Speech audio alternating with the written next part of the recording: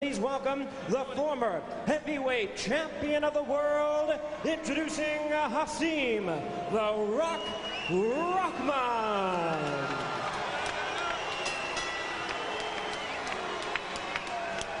And his opponent across the ring on my left, fighting out of the red corner in this 12-round attraction.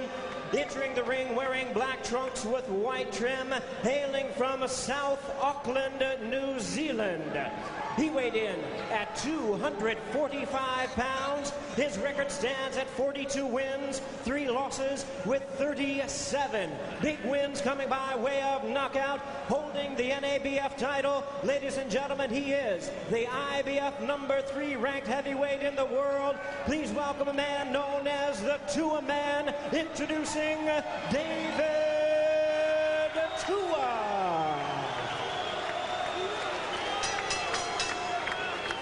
And once again, a referee in charge, Rudy Battle, now to give instructions. 12 rounds of boxing schedule.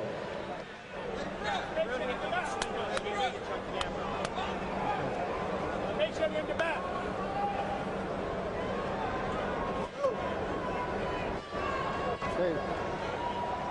Hasim. Well, looked like he got it higher than that, Sparrow. All right, hold it down. All right, gentlemen, I expect a clean break at all times. I want to re-emphasize and reinforce the fact I don't want any hitting on the break. When I tell you to break, I give you the command to break. I want you both to step back clean, protect yourselves coming out of the clinches. Watch your low blows, watch your holding and hitting. Let's have a nice, clean contest. Good luck to both of you. Touch them up. Jim, when Moskiev deposited Rahman in your lap a few years ago, he weighed 230. At 260, I don't think you're going to survive. You're a goner if he comes through the ropes this time. I'm steering him toward George, Larry. I feel as though at 260, he needs to land in George's lap rather than mine. But we shall see what happens as David Tua goes after Hasim Rahman. You've seen some of Tua's past starts in the past. Rahman trying to fight fire with fire, slugs back with the right hand, and now gets his jab going early. The one thing about David Tua, although he's the better puncher, he's never learned how to box with boxers. Sometimes you can't just land a big punch, you got to box yourself in a position.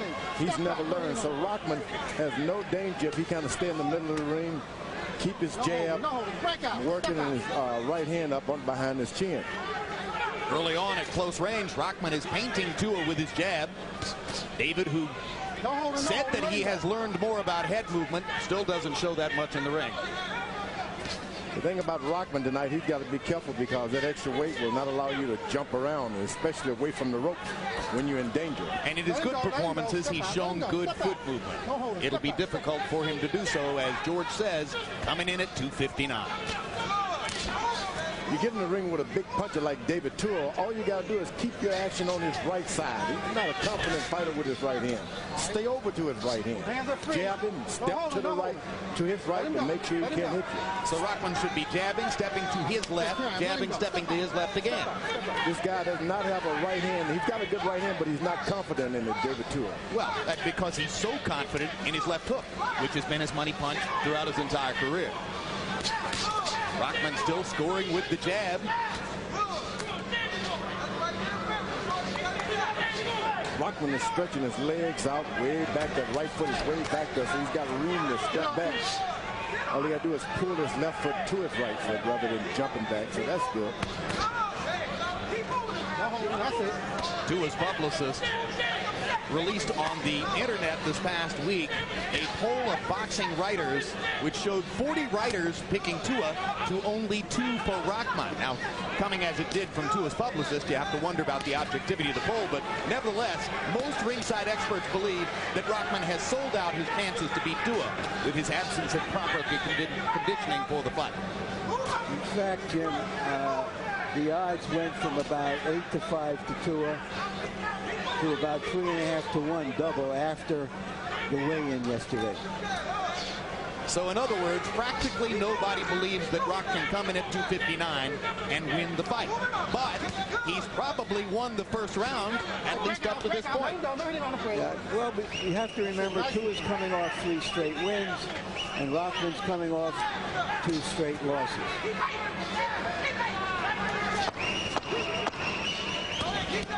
Rahman still beating Tua to the punch for the most part, landing his jab and successfully negotiating from the center of the ring through round 1.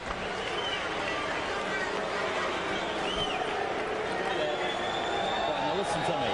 You okay? Yeah. David, he's fighting scared.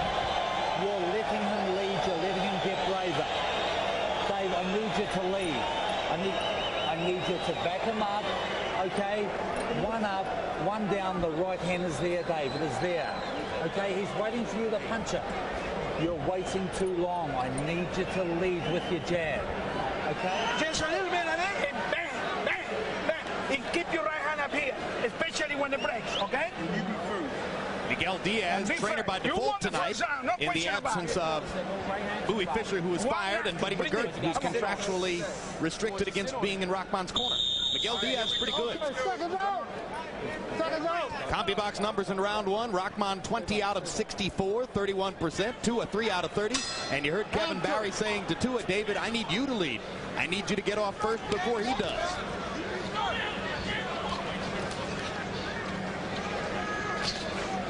If I'm Rahman, I'm not going to let a guy in the skirt whip me. He is wearing a skirt, isn't he? But it's tribal from Samoa. David, as you know, was born in the westernmost and least populated of the Samoan Islands before moving at age 9 to Auckland, New Zealand, where his father used to make him fight grown men in front of their family store. Big left hook lands for Tua. Crowd oohs and ahs as Tua gets his money punch in for the first time. And again. And what's interesting here is on both occasions he's followed up his left with his right, which is something he rarely did in the past. Step out, let him go. Rahman, when he gets close to the ropes, bad things happen to all of those guys who fight punches. You got to keep that fight right in the middle of the ring.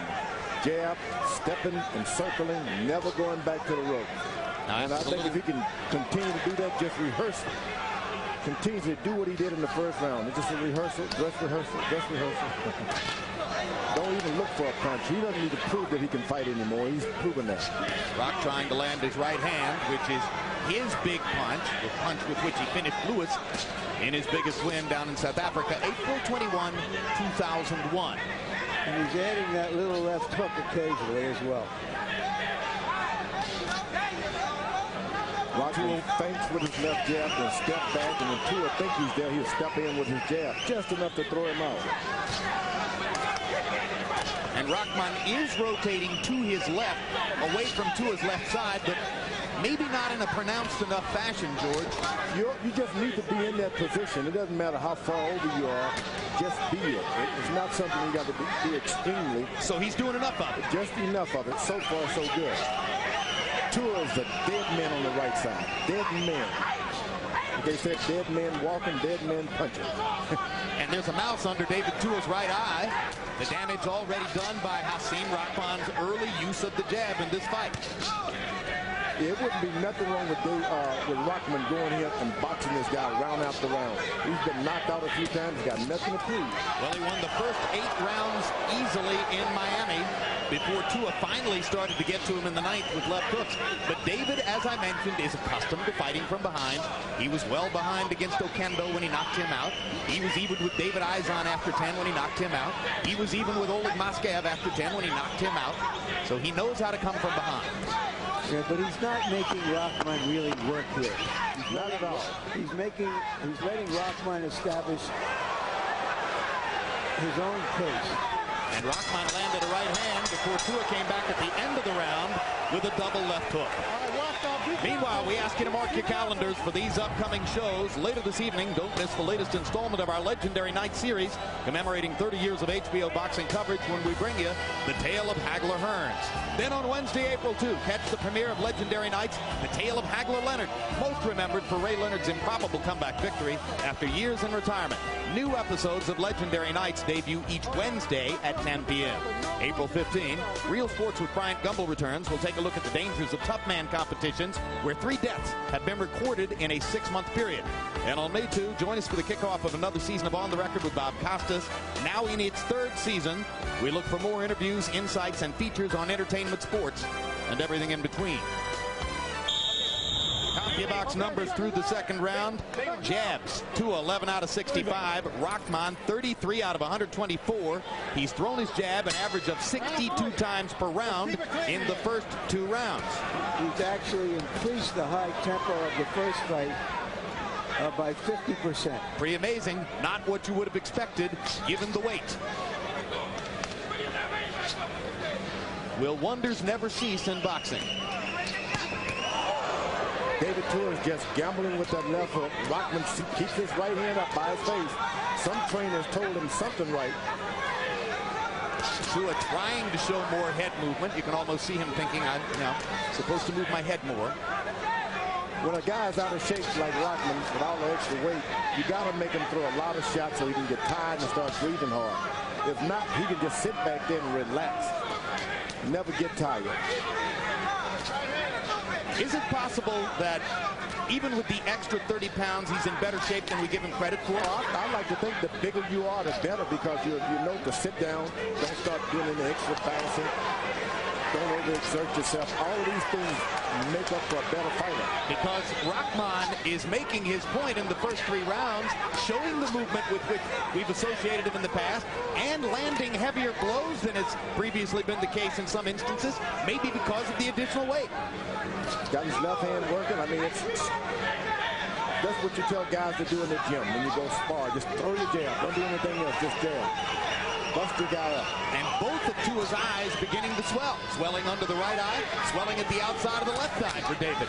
Rock continues to land the jab. David Tua is a very effective puncher when his opponent is against the rope. Hasn't been able to get guys in the middle of the ring, so he needs to push his fight backwards and backwards. He hasn't done that. It's a circle. It's a circle. Rahman has not been able to be pushed to his right side at all. Well, you saw the graphic that showed the 4 3/4 inch difference in arm length. When they stand face to face in the center of the ring like this, Rock can land his jab, and Tua has trouble reaching him. Hard right hand by Rahman.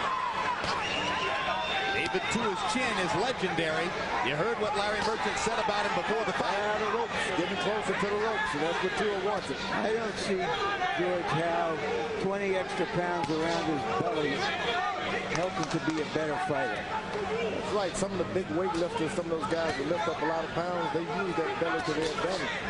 You want to box, that belly can give you that center of gravity. Time will tell. Rahman is getting closer and closer to the ropes. That's what Tua will start to take off. If he can get his back on those ropes, things can change.